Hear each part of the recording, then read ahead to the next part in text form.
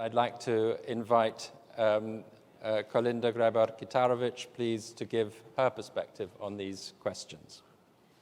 Well, absolutely. What we have heard this morning, I believe everybody agrees that Russia's aggression against Ukraine has changed the security landscape, not just of Europe, the European Union, and transatlantic security for the long term, but really global security.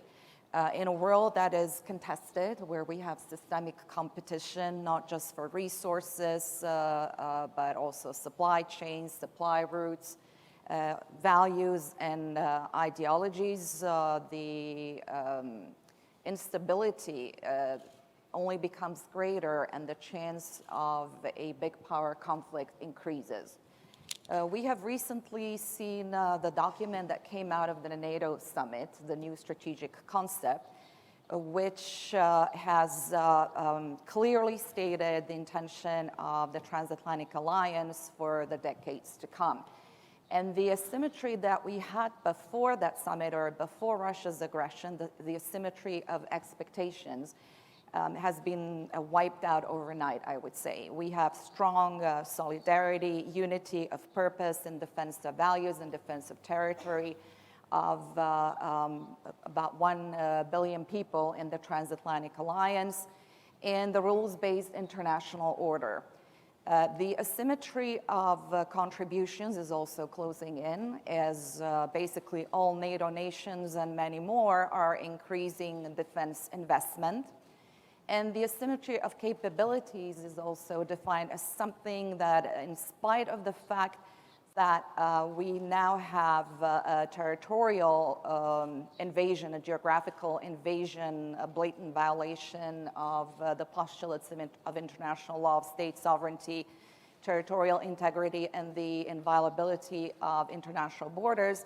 Nevertheless, we should not focus only on geographic frontiers, but also on domain frontiers. So not just on land, air, and sea, but also cyberspace, space, emerging and disruptive technologies.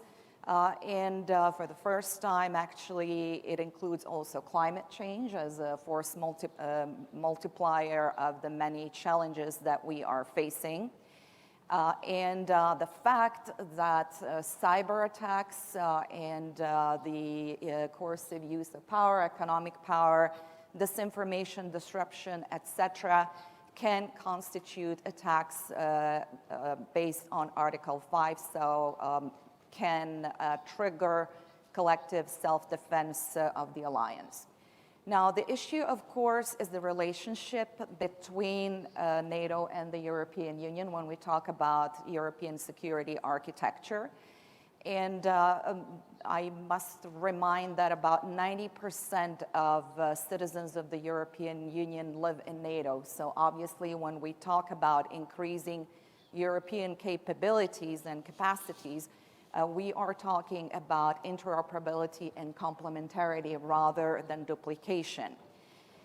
With the offensive moving on the ground in Ukraine as it is right now, I believe that everybody is projecting that what we will see ahead is either a long war or at best a frozen conflict with military skirmishes, with both sides preparing for Ukraine to take over the occupied territories and for Russia to continue aggression into Ukraine and potentially beyond Ukraine.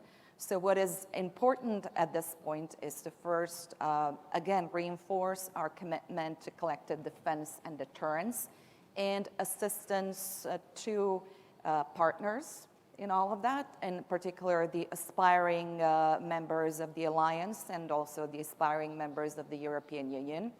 In my opinion, speed up the Euro-Atlantic accession process to provide for the security and stability of these countries and close dangerous vacuums that appear, and to focus on how we can prepare for, to better manage the systemic shocks and disruptions that we have experienced so far with the COVID pandemic, with the health crisis, but also with the fact that in 2021, the prices of energy and fertilizers were already at their record high.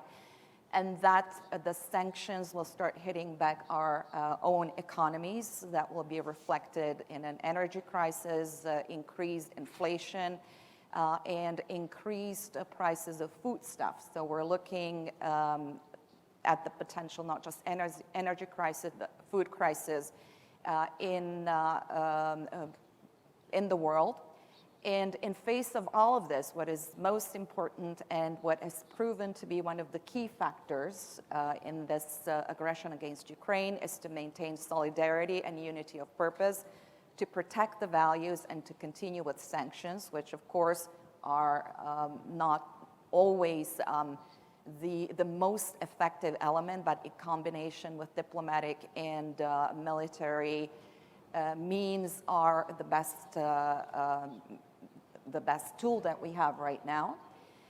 And to look into that future of instability, to provide for energy independence, diversification, connection of energy networks in Europe, and to start thinking already now what we're going to do about the rising food prices and the shortages of food that we will see as one of the outcomes, one of the results of Russia's wars against Ukraine.